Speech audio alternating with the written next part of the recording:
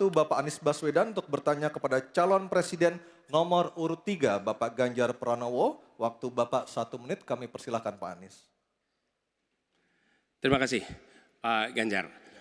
Pertanyaan ini terkait dengan kinerja Kementerian Pertahanan.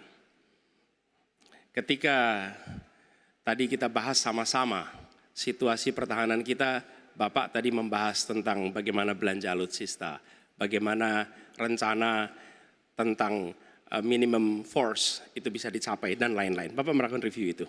Nah, di sisi lain Bapak juga waktu itu pernah memberikan penilaian atas kinerja penegakan hukum di Indonesia. Bapak beri skor 5 atas kinerja hukum di Indonesia. Pertanyaannya sekarang terkait dengan pertahanan, berapa skor yang Bapak berikan atas kinerja Kementerian Pertahanan yang dipimpin oleh Bapak Prabowo? Silakan Pak Ganjar. Baik, masih ada waktunya Pak Anies? Cukup Pak Anies? Cukup. Baik.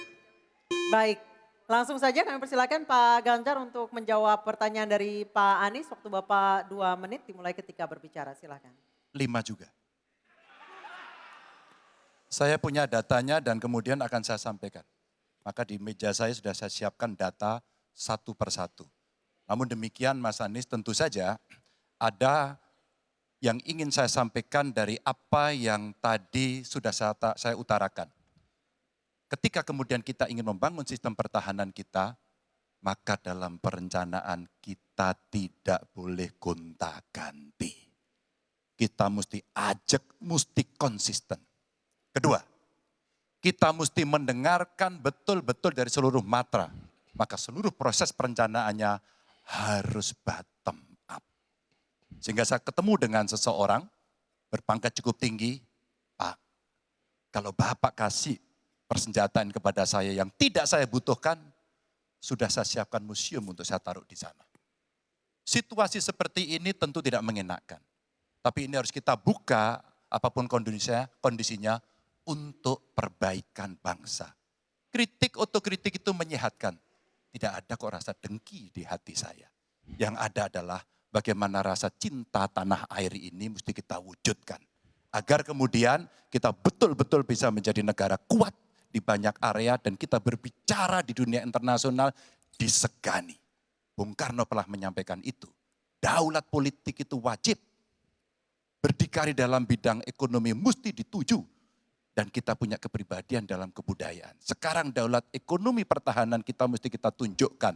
Maka ketika banyak perusahaan-perusahaan waktu itu yang sangat strategis dibikin, itu mimpi sejak dari lama pendiri bangsa agar kita menjadi negara kuat.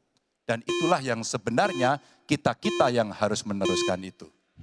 Begitu Mas Anies. Ya, makasih Pak Ganjar. Cukup Pak Ganjar. Baik Pak Anies.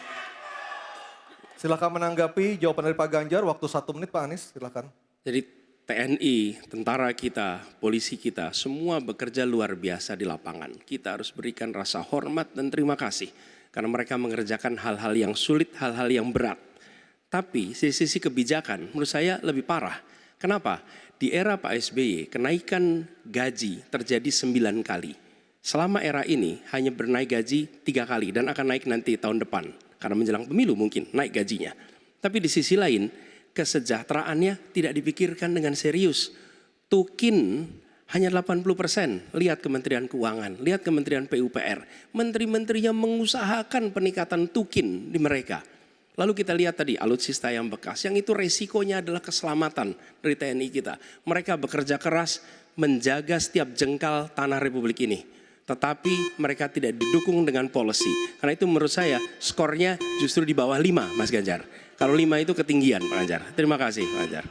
Baik, waktu habis Pak Anies. Pak Ganjar silakan jawab pertanyaan dari Pak Anies. Waktu Bapak 1 menit. Silakan Pak Ganjar.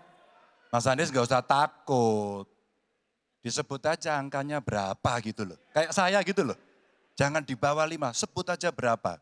11 Mas, dari 100.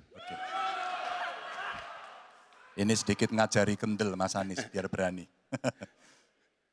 Apa yang kemudian saya lakukan dari jawaban saya untuk membela para TNI kita? Saya bersama mereka. Saya mendengarkan, saya berkeliling Indonesia, saya mampir bertemu di rumah-rumah mereka, di asrama-asrama mereka. Maka kami tidak mau kalau kemudian mereka, mohon maaf, bertempur dan mati sia-sia. Saya tidak rela. Maka itulah yang saya bela. Maka perencanaan bottom up itu betul-betul sebuah perencanaan yang mereka inginkan, mereka harapkan, dan mereka bisa menggunakan dengan sangat efektif. Termasuk pada soal kesejahteraan tadi yang disampaikan. Dan saya sepakat pada soal itu. Baik, terima kasih Pak Ganjar.